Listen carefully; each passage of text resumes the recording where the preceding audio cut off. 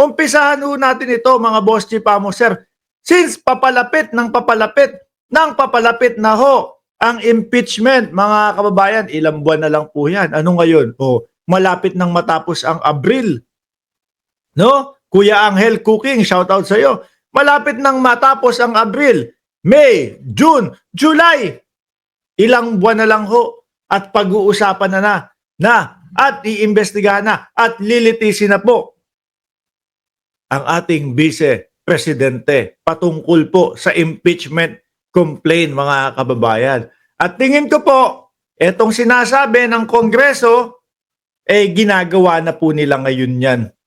No? Bago mag-impeachment. Para sa karagdagang, mga ebidensya. Ano po ba yung sinasabi natin na ginagawa na po ng Kongreso? Sabi dito, House of Representatives, no? House to verify non-spurious name in OBP confidential funds list if they indeed receive public money. Ang una kong katanungan dito, paano kaya nila hahagilapin? Ano po? Paano hahagilapin ng House of Representatives, no? Yung mga imbentong pangalan. Halata naman pong imbento, mga boss chief amo sir. Biruin nyo po, 1,299 na mga resibo ho. Karamihan po doon ang mga pangalan, Jukes de Asim, Amoy Asim. Ilang piyona yon? 3, 4 o 5 piyona? Diba? May Kokoy Villamin. Ano pa? Merong Mary Grace Piatos. Lahat na po. Yung unang ikot, yung unang cycle, mga kababayan, paano kaya hahanapin ng House of Representatives yun? Yung mga chichirya. Di ho ba, mga bossing? Una dyan, sila Mary Grace Piatos. Kulang na lang po masama yung bikat. Siguro pupunta yung house, no? Puntahan po namin kayo doon sa suking tindahan. Di ho ba, mga kababayan? Yun ang unang iisipin ng house kung paano. Kasi halata hong imbento.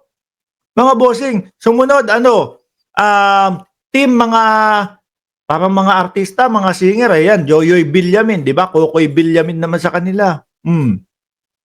Paano hahanapin yung mga yun? At isa pa ho, mga kababayan, walang birth certificate, walang kumbaga, certificate of no marriage, yung Senomar na tinatawag. Wala din pong mga death certificate. Naloko na. Pero syempre mga boss chief amo sir, pag etong mga ito hindi talaga makita, considered na talagang niloloko lang tayo, no? Nitong mga pangalan na ito, mga kababayan. At ano pa ho, mga bossing?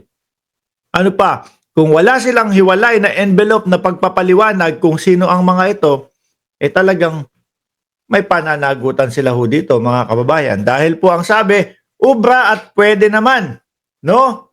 Ubra at pwede naman po yung mga ganito na walang mga pangalan, alias-alias lang ho. Kaya lang, kailangan ho, mayroon hiwalay na pagpapaliwanag. No? Kung sino si Mary Grace Piatos, kung sino si Kokoy Villamin, kung sino yung sila Jukes de Asim. Tuloy ko Sabi dito, House to verify non-spurious names in OBP confidential funds list if they indeed receive public money, kung talagang nakuha nila. Did person in Sarah's list really get the money? Tingin ko hindi. House set to determine if Sarah's confidential funds beneficiaries really receive the money. Tingin ko hindi. Kayo, ano tingin nyo ho dyan, mga kababayan? May naka-receive talaga ng pera? Kasi wala No? Sabi ni Ferdinand Longgalong, mga guni-guni lang yung mga pangalan. Correct ho. Tingin ko nga dito hindi sila, kasi kung makikita nyo po yung mga balita dati, hindi ho sila sanay na nagre-report. Nung kahapon po o kaninang umaga na vlog natin, di ba na-plug ng COA yung Davao City nung panahon na mayor si Inday Sara Duterte. at presidente naman si Digong. Di ba? O ilang milyon yun? Siyam na milyon? Tama ba ako? O siyam na bilyon? Eh, hindi nila na-report. O baka hindi talagang nagre-report. At ito nga po, yung sa confidential funds, na recently lang ho, siguro nabulaga sila. Uy, ano to? Bakit ganito? Bakit biglang may paghingi ng mga resibo? No? Bakit may mga paghingi ang COA? O, isa pa sa ginawa nila, hinadlangan nila. Sinubukan nilang hadlangin ang COA na magbigay ng kahit anong dokumento sa Kongreso. O di ho ba? Yung paghadlang pa lang na yun eh.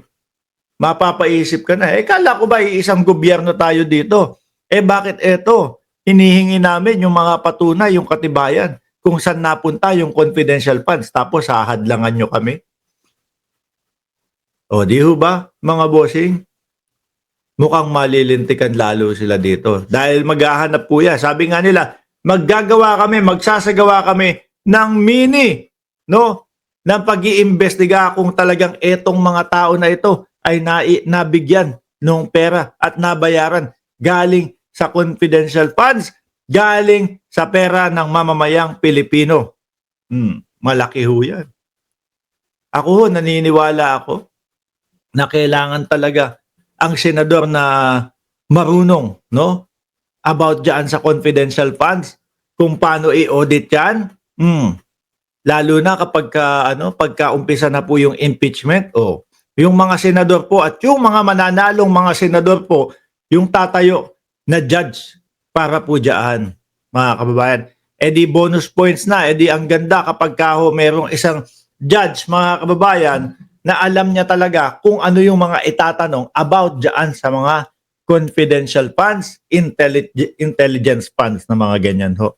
Hingi siyang pera kay Mary Grace Piato, sabi ni Ida Brunya at Antolin Serrano, na ibigay na sa boylet ni Akla. Pustahan pa. Yung keroke. Anyway, iwanan na muna natin yan, mga kababayan. Dumako na muna ho tayo. Ito, si Larry Gadon. No? Si Secretary Larry Gadon, may hamon kay Inday Sara Duterte, mga kababayan. Ayan o, 19 ng Abril 2025. Sabi niya dito, walang notes. No? Walang notes. Walang yung mga tinitig ng papel, walang mga binabasa, walang kahit ano. Wala ding coach. No? Yung mga bubulong-bulong